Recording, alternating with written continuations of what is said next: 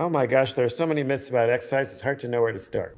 One myth is that our ancestors were really incredibly strong, that there's a trade-off between speed and strength, that it's normal to be less physically active as you get older, that there's a perfect type of exercise, perfect amount of exercise. It's become really clear to me that a lot of people are exercised about exercise. And so I wanted to write a book to try to debunk a lot of myths about physical activity and about exercise using the lenses of evolution and anthropology.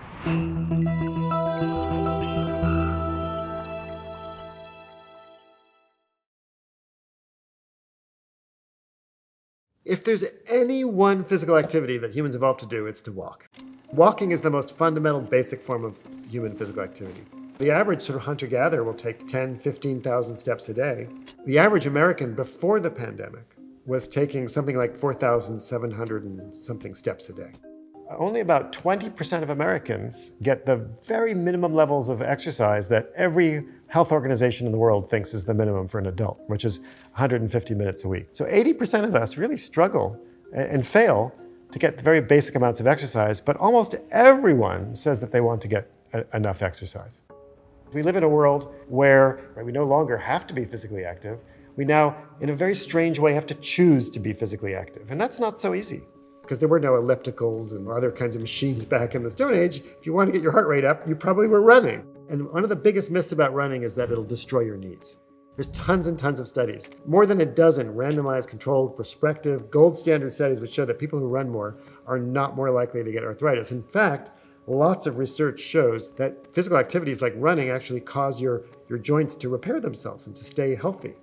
The other kinds of running injuries, I think that a lot of them are caused because we don't learn how to run properly anymore. I think running is a skill, like swimming or throwing or all kinds of other things that we do. And the other thing is that when people run in other cultures, especially in the Stone Age, they didn't run every day and they weren't running on a regular basis. They'd probably go running maybe once a week or something like that. So the idea that you go running 5-6 times a week for long distances on pavement, etc., these are all kind of weird, strange Western things. There's nothing necessarily wrong with them, but you have to learn how to do it properly, and you have to build up enough strength and learn the skills of running. But let's not scare people off running.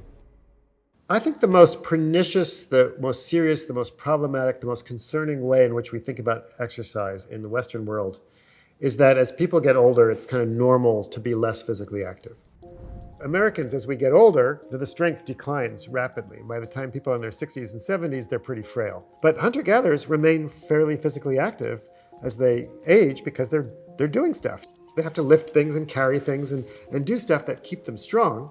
And the end result is that they maintain that strength, and that strength is important because one of the real serious, most pernicious issues of aging is a problem called sarcopenia. Sarco is flesh and penia is loss, so it's flesh loss. As people get older in the West, they tend to lose a lot of strength and power, and that makes basic tasks difficult. And when that happens, people become less active. When they become less active, they become less fit, and it kind of sets in motion a really disastrous, vicious cycle.